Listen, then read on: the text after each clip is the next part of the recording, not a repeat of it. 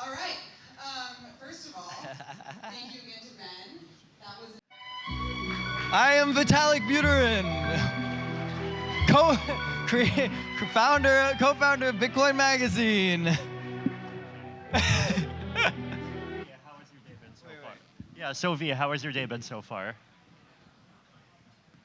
I gave a talk at the Istanbul Institute of Technology. Yeah, it was a great talk. Wait, I gave a talk at that same institute. Wow.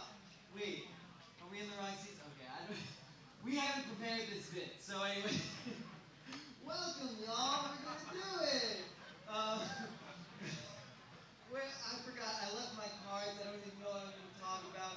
No. Okay. So, in all seriousness, we're here. Optimism, talking about scalability. Thank you very much. Talking about scalability. I think a good way to kick it off is, what is the importance of scaling Ethereum, of scalability in general? Yeah, take it away, Karl. Yeah, so who here has used Ethereum in the last week? Who here have paid a transaction fee of less than $1? Who here has paid a transaction fee of greater than $10? Who here would love to be like someone in, let's say, Ghana and have to pay a transaction fee of $10 every time you use Ethereum?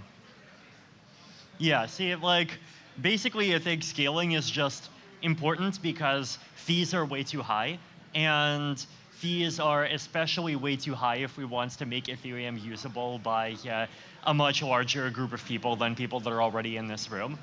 And in order for fees to be higher, it's like basic supply and demand, right? If you want the price to go down, supply has to go up, and so we need to have more block space that people can do things in. And that is, to me, what scaling is about. Oh, it's been a long journey of scaling, Lord. But how would you describe the kind of arc of Ethereum scalability? What's it been like? Yeah, so I started thinking about scalability all the way back in 2014, and even in 2015 and 2016, I remember there were all of these kind of early researches into sharding that we were doing. There was this. There was this big. There was this. Did it work? I have no idea if it worked. So there was this big paper on sharding that I wrote back in 2015, and we talked about splitting the Ethereum chain up into vertices of a hypercube, and these vertices of the hypercube would all talk to each other, and then how you could have a hub and spoke system and have 2-layer scaling, and then eventually go up to 3-layer scaling.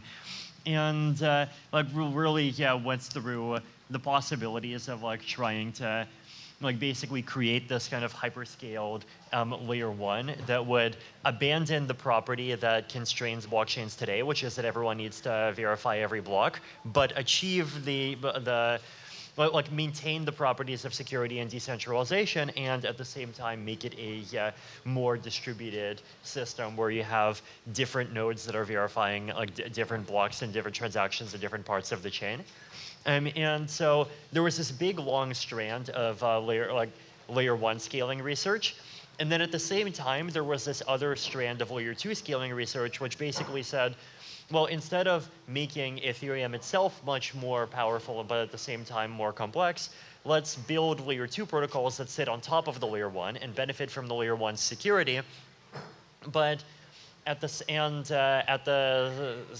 basically try to make these layer 2s be much more scalable than the underlying layer 1, but still maintain a security property where if you have a thing inside of a layer 2, you can always go and exit that thing back to the layer 1 whenever you want to. And so you could have transactions that happen inside of the layer 2 that actually reflect changes of ownership in the underlying assets that are issued on layer 1.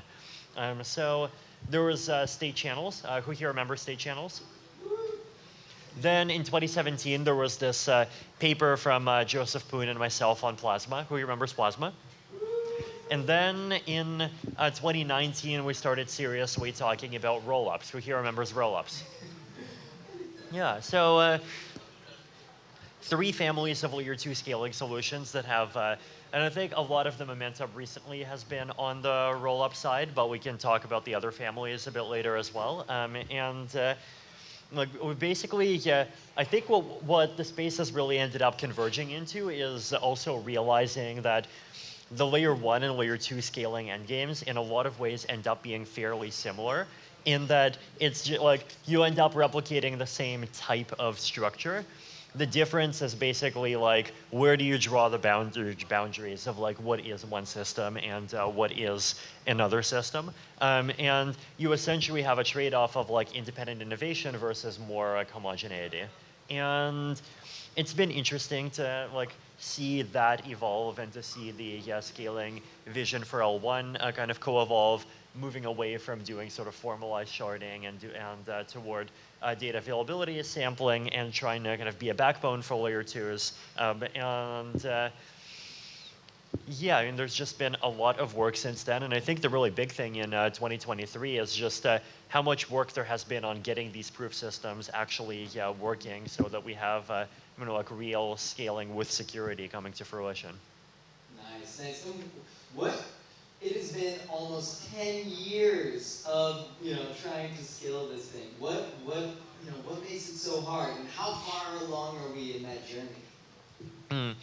I mean, scaling a blockchain is hard because blockchains provide these like really strong security properties where any individual person can verify that they have a state which is completely valid, which is the result of rules being correctly followed, and which has this really important property of data availability, meaning like if they want to do something themselves and like send a transaction or something, then the data actually exists to allow them to do that, right? And like just the state being valid by itself means nothing if the data is hidden, and so you can't actually like make a transaction and actually spend the coins yourself. And so like you're trying to achieve all of those things, and achieving all of those things, you can understand how you can do it if you can like every single participant downloads and checks everything by themselves, which is what blockchains have generally been doing so far. But once you start asking the question of like, how do you preserve those properties? How do you get this guarantee of correctness without actually even having the data? Like, how do you know that a thing is correct and that a thing is correct everywhere while only downloading possibly small parts of the thing? Like, that's really spooky. And there are a lot of these really fascinating mathematical building blocks that make it actually a lot more possible to do that than any of us thought possible years ago, but it's like still a pretty complicated journey. Nice. And I mean, you started talking about the implementation details, and you mentioned state channels, plasmas, rollups. What's the TLDR? And I know we were talking about some things around plasma. What's the latest? Yeah, and so plasma so the way that I categorize state channels, plasma, and rollups is if you take away deposits and withdrawals, because deposits and withdrawals always involve the L1, then how much data goes on chain, right? In a state channel, 0 data goes on chain. Like I can pay you inside of a channel, and all of that is just messages between me and you. Nothing goes on chain. Plasma is O of 1 data goes on chain, so lots of us can do transactions between each other, and a Merkle root goes on chain. Rollups are O of n data goes on chain, so a little bit of data for every transaction, but the amount of data can be much less, and all the computation is still off chain. So 0, O of 1, O of n is the difference between the 3. But as you go higher and as you put more data on chain, the level of generality that you can support becomes stronger. So if you have O of 1 data that is on chain, the really nice property that you get is you get a property where if the people running the layer 2, and like if all of them just disappear right now and all that's left is you, there is enough data that is on chain that you can just go and continue, and you can personally start continue the layer 2 from there. Right? And like that's a really powerful property that rollups have that makes it really easy for them to be very general purpose. In Plasma, the data is off-chain, and the problem that comes then is like, well, what happens if the operator disappears, right? The only thing that you can do is like users have to exit. And Plasma has a greater dependency on there being a particular operator, or which could be an individual, could be a multisig. Like you cannot do Justin Drake's sort of code-based rollup thing where anyone can go and submit a layer 2 block, because if someone submits even one like Plasma block where data is missing, everyone has to exit. And this is not really avoidable, right? Well, there are ways to avoid it in some constructions, but even that requires everyone to just wait for a week and not be able to do anything, right? So it's the cost of a bad operator is higher, and then there's like this much more complicated incentive game, because like it's individual users' responsibility to exit and to exit on time. And individual users have to have the choice of whether or not to exit, and that requires every single asset inside of a Plasma system to have like a specific owner that then who is responsible for making the decision to exit or not. And if you start going into more complicated applications, so things like Uniswap, for example, or CDPs, where you have like an owner, but the owner has debt, and like it's not clear who owns the debt, then things get much more tricky, right? So that's and then the other big challenge with these Plasma systems is like when you worry about the possibility of invalid data, then there's the game to like how you exit in the case where there is some invalid data becomes even more complicated.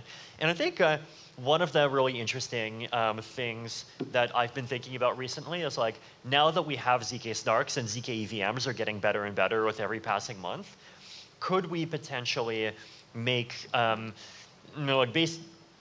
much better Plasma systems where you still have some problems, but like you have much less problems than you had in the constructions from 3 or 4 years ago.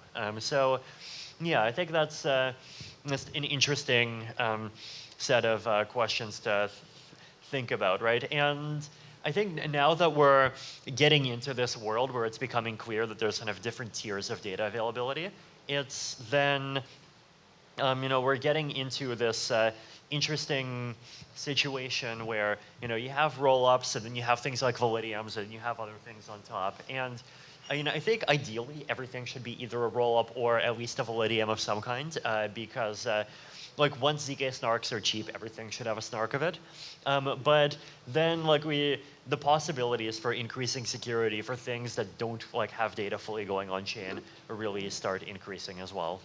Nice. Yeah, we started out as Plasma Group doing, focusing on that whole off-chain stuff, and then, of course, realized the generality of roll-ups was going to be incredibly important, and we were seeing a huge amount of applications in that kind of space. But what kinds of applications do you see as things that are not possible in the roll-up context that may be, unlocked in the Plasma context, or even other solutions? Yeah, one of the interesting sets of applications is just that, the entire space of centralized stuff that wants to explore going decentralized in different ways, right? So there's the enterprise blockchain space that tried going into consortium chains for between 2015 and 2019, and then consortium chains just kind of quietly ended up failing, right? And even all of the CBDC projects that explored being a consortium chain at the beginning just kind of quietly turned into basically being servers. And then now, there's also the autonomous world stuff that ZeroXPark is doing. There's all of this, ZK GameFi stuff. There is, and then, on the enterprise side, supply chain applications, and then different kinds of non-financial applications, sort of different kinds of assets that have lower needs for security, assets inside virtual worlds, assets inside communities, all kinds of different things.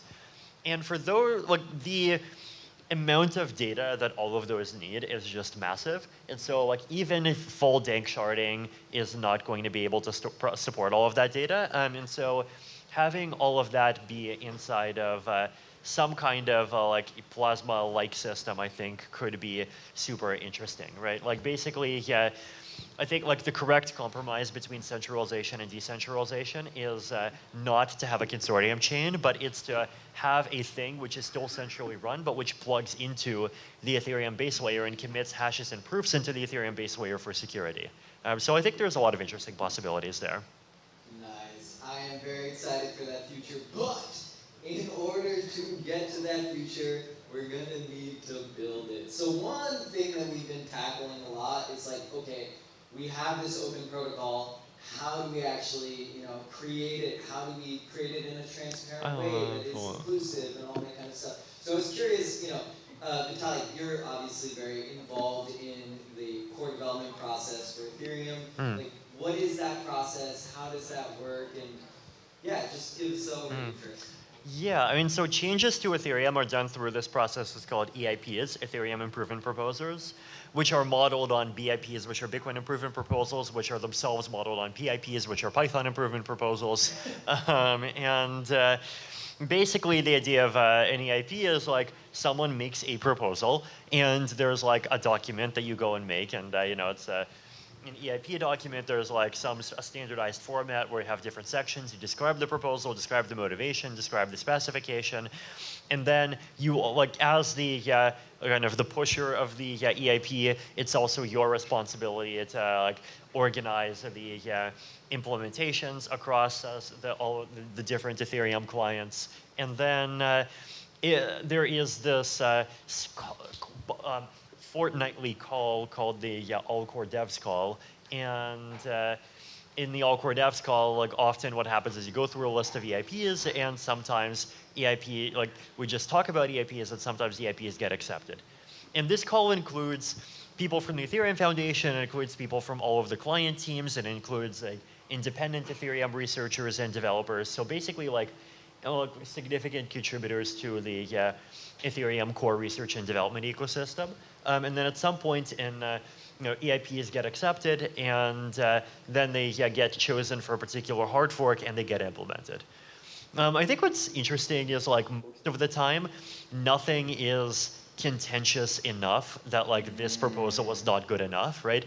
Sometimes there are technical disagreements, but even when there's technical disagreements, there's not enough technical disagreement for people to kind of not be okay with just going along with whatever the result of this process is.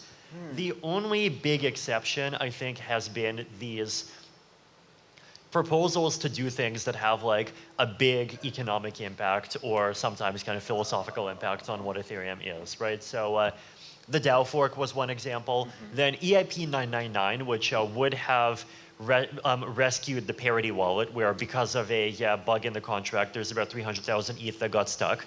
And there was a hard fork proposal to rescue that money, but there was a bunch of community level discourse happening on that. And there's even this platform called Carbon Vote, where people who had ETH could vote with their ETH for or against this proposal. And there was just a heavy sentiment toward the no side across basically all of the channels, and so EIP 999 ended up not getting implemented. There were decreases in the block reward. There was also obviously the switch from proof of work to proof of stake, though that one was, I think, easy because it's just something that got telegraphed so far ahead of time that people knew that it was coming. Yeah, for things that are of that level of seriousness, then generally you escalate to sort of some higher level of making sure that you have community buy-in. Yeah, but otherwise it's EIPs, they go through the EIP process and then they get accepted. Yeah, how do you navigate those controversial decisions to that kind of do dictate the future of Ethereum? What is that governance process? I mean, if you want to dictate decisions, you got to have a dictator, right? That's right, Vitalik. You heard it here first. Yeah. So when are you putting on your crown, Karl? No. No, I mean, it's. Yeah. I think as what's basically happened in practice is when a decision is controversial enough, then it just naturally escalates into community discourse, and people try to end up creating these sort of sentiment gathering channels, which are, sometimes you vote with your ETH, sometimes it's social media voting, sometimes it's GitHub upvotes and downvotes, and just go across a whole bunch of different channels. And like this is something that totally could be done way better in 2023 now that we have like popes and zoo stamps and GitHub passports and like all of these fancy mechanisms. But you know, before that, like, even without that, like there's just enough of these community sentiment polling mechanisms, and generally it's just clear whether things lean toward a yes or a no. And like there's always a possibility that even that fails. And like, you know, Ethereum Classic has happened, and it's always possible that some crazy fork is going to happen 10 years in the future as well. But like, so far, I'm not seeing anything that could possibly lead anywhere close to that. Yeah, so that's Ethereum, basically how governance has worked so far. Like basically, I think we just have this really nice property that decisions kind of either are technocratic decisions that have to do with like technical improvements, where most people don't have deep feelings on them, and it's just like they're okay with trusting the kind of expert core research and dev consensus. And there are decisions that like really touch upon economics and values, where like on, you know, the core researchers and devs are generally just like happy to defer to what the community sentiment is on an issue, and like they will often make strong arguments and write blog posts and go on Bankless podcasts, but you know, like ultimately it is a community decision. So yeah, I think like that approach actually has turned out well over time. Nice. And one contentious decision that I feel like we've not, that maybe we've pushed to other layers is public goods funding and how that is actually going to happen. So yeah, first off, I guess, what is the importance of public goods funding, and why can't, you know, why is Ethereum governance maybe not the place to solve it, or, you know, maybe it is, whatever. Yeah. I mean, the Ethereum ecosystem depends on lots of work that produces outputs that benefit the entire Ethereum community, but where there is no way to control on a fine-grained level which people don't get that benefit and which people don't, right? So like if you think about like ChatGPT, like if you pay the $20 a month, you get the GPT-4. If you don't pay the $20 a month, then you don't, right? But if you think about like the research that goes into making ZK snarks possible, like that is out there. Like there are blog posts, there are PDF papers, there are code implementations, and there is no way to like exclude people who do not pay a $20 a month subscription from benefiting from that knowledge, right? And so the problem is that like there is no good natural business model for creating that knowledge. And I think so far we've had that knowledge being created because of a combination of funding from a pretty small number of projects, goodwill from a lot of community members, a very kind of public spirit toward you know, like openness and decentralization from a lot of key players in the ecosystem. But like there isn't a really kind of clean institutional approach to like really making sure that kind of funding happens sustainably in the future and across all of the different sectors, right? Like even today, you know, like Ethereum spends like how much was it? It's 26 million ETH staked, and so we're getting about 4%. Multiply those two, about a million ETH a year. I think a little bit less on proof of stake rewards. So like the Ethereum ecosystem spends about like $700,000 ETH per year, so like over $1 billion a year on security, but then it spends like 10% of that on R&D, right? And if you think about it, like having maybe $300 million less spending on security and $300 million more spending on R&D would like actually probably be a much better trade-off for Ethereum as an ecosystem, right? Like we don't benefit nearly as much from the last 30% of our security as we do from the having like 4x more work on making like things like ZK snarks possible and better, right? But the challenge is like for security, it's easy to identify in a credibly neutral way who to give the money to, because like you give the money to people who stake and deposit and make blocks, and you can cryptographically verify who made the blocks. But with public goods funding, it's an inherently subjective question of like which public goods are good in the first place, which public goods are public in the first place, and like you can't have an in-protocol mechanism that verifies those things automatically. And so there's this like really challenging question of like, well, which layer of the ecosystem is the appropriate layer for funding these things? And I think it's like super important for this ecosystem to solve this problem. I mean, both because if we don't solve this problem, then the ecosystem will just be much less capable of serving its users than otherwise would be. But also because I think solving the public goods problem is really important if we actually want the future of this ecosystem or any part of the world to really remain open and decentralized, right? Because a big reason why things become more centralized is because things that are centralized have more obvious business models, right? Because like you can hide the information and you can give the information only to people who pay you $20 a month. And like if you're a decentralized thing, you cannot do that. If you have a centralized thing, then like you can make people who view the thing go through your interface and you can put up the ads. But if you have a decentralized thing, you cannot do that, right? If you have a centralized thing, then like you can go and announce like, hey, we're increasing the fees by a factor of 10 tomorrow, and like no one can complain. If you have a decentralized thing, that's harder, right? Like all of the routes for having a business model are just like much more available if you build a centralized thing that like restricts users and that pulls people into an ecosystem that is closed and where you gain more power over your users than in a decentralized ecosystem where making money is significantly harder, right? I mean, and so if we actually want like products that and services that reflect the values of freedom and openness and decentralization to like actually be adopted, they have to be at a competitive quality level to the centralized offerings. And for that to happen, we need to figure out alternative sources of funding for them. So this is the big challenge, and I think and one of the big reasons why I really respect the Optimism ecosystem is that it's actually like doing a really a good job of like trying to directly tackle those challenges. Oh, well, thank you. And I mean, I was going to ask, how do we solve it? Because we do want that future. We need that future. So I hear that you guys are doing this like round where you do like funding things, but it's retro in some weird way, and you're already doing the third one. So maybe you want to talk about that. Oh, wow. I mean, yeah. What is this, Karl? What is it? Okay. I'm asking the question.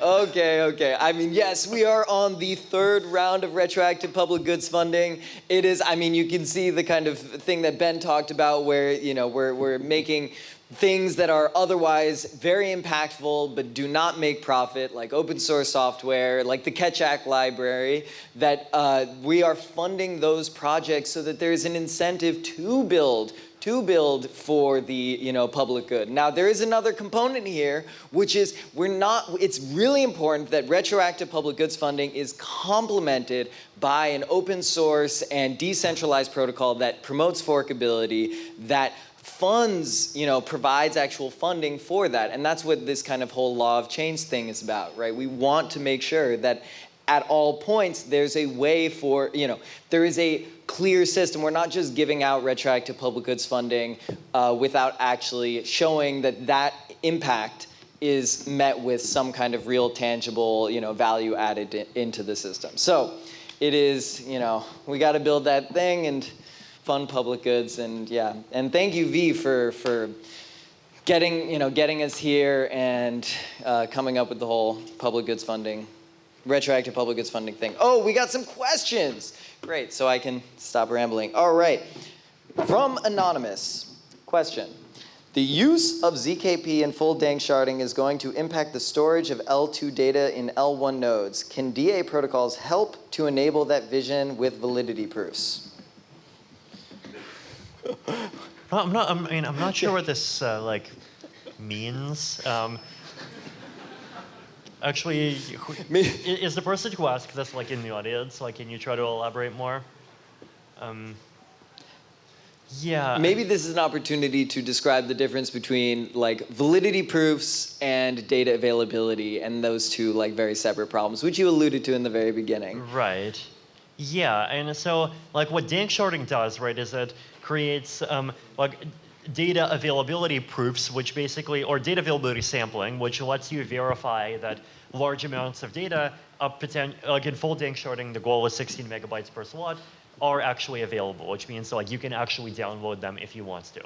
And availability is like a really important property because it means that if you know that data is available, then like you can actually go and perform some computation on that data yourself if you want to. So if, for example, you want to make your own transaction that and like spend your own coin, then you can go and like see and you can check that, and you can go and like create the transaction that spends your coin, and there isn't any missing data that prevents you from doing that, right? Validity proofs are a separate mechanism that is about proving that some function over a piece of data, which could be available, could not be, it could be not available, right? So validity proofs don't do anything about availability. Computes and results in some particular value, right? So like, for example, a validity proof might say, this piece of data represented by this hash is an Ethereum block, which is valid, right? And a validity proof can just go and prove that statement. So validity and availability are kind of two different problems, one of which solve missing data attacks, and the other of which solve invalid data attacks. And those are different kinds of attacks that both need to be handled. So I see them as attacking different parts of the problem. Cool. And it ties into all of those different L2 scaling solutions, state channels, plasmas, and rollups. Cool. And I promise this is probably the best question that we have anyway. Anyway, sorry. For Vitalik, do you view Superchain plus RPGF as a valid solution to fund the R&D funding gap for Ethereum? AKA, are we doing okay? I think so. That's great to hear. Well, you heard it here, folks. We're doing good. I think that's it for the online questions. Are we out of time, or do we have good to go? All right. Yeah. Well, thanks everybody, and thank you V, for joining us. Woo.